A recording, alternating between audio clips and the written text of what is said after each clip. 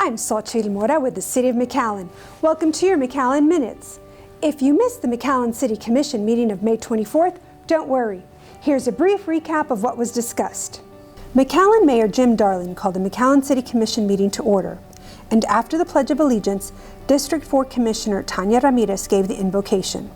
The meeting opened up with a well-deserved recognition of the McAllen Public Library, which for the 7th consecutive year has earned the Achievement of Excellence in Libraries Award from the Texas Municipal Library Directors Association.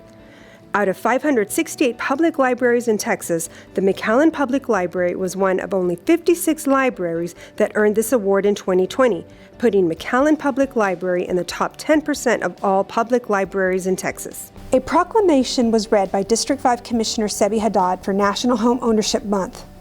He was joined by the Board of Directors for Affordable Homes of South Texas, which is also celebrating its 45th anniversary in McAllen. The City of McAllen has always been a proud and strong supporter of home ownership, which has positive impacts on the family, neighborhoods, and the community. And together with Affordable Homes of South Texas, Inc., have rallied together to improve housing conditions for families in McAllen. Under the consent agenda, Commissioners approved a resolution authorizing the creation of a community toolshed. The Community Toolshed is a new initiative created by the McAllen Health and Code Enforcement Department. The toolshed contains a collection of hand and gas-powered tools that can be used at no cost by residents, businesses, and community groups of McAllen to clean and improve their properties. Tools available include lawnmowers, leaf blowers, loppers, rakes, shovels, tree pruners, and weed eaters, and wheelbarrows. Residents may borrow the tools free of charge with advance notice, forms, and proper identification.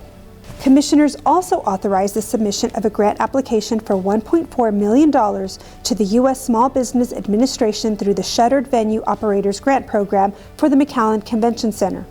The grant opportunity is provided through the Hard-Hit Small Businesses, Nonprofit, and Venues Act through the American Rescue Plan. If awarded, there is no local match required. Finally, Commissioners also authorized a grant application to the Federal Trade Commission through the Universal Service Administrative Company E-Rate Grant Program. The grant allows schools and libraries to apply for discounts that fund telecommunication services and technologies. The grant application is for 12 months of internet service at the McAllen Public Library for $11,340, which is 90% of the cost, while the City of McAllen would be required to pay $1,260 or 10% of total costs if awarded. Under bids and contracts, Commissioners approved an award of contract for the purchase of thermoplastic paint material for the Traffic Operations Department. The award splits the contract to Swarco Industries LLC for thermoplastic material and Ozark Materials LLC for glass beads that accompany the placement of the thermoplastic material. The material is used for the striping of McAllen city streets. Commissioners also approved an award of contract to De Beñat Construction for a total amount of $155,000 for the McAllen Public Works Administration Office Renovations Project. The work will include demolition of interior walls, ceiling, and floor, rebuilding all elements, and adding electrical upgrades. Finally, McAllen Commissioners also approved an award of contract in the amount of $220,000 to Musco Sports Lighting through Buy Board for lighting materials and installation for the tennis courts at McAllen High School.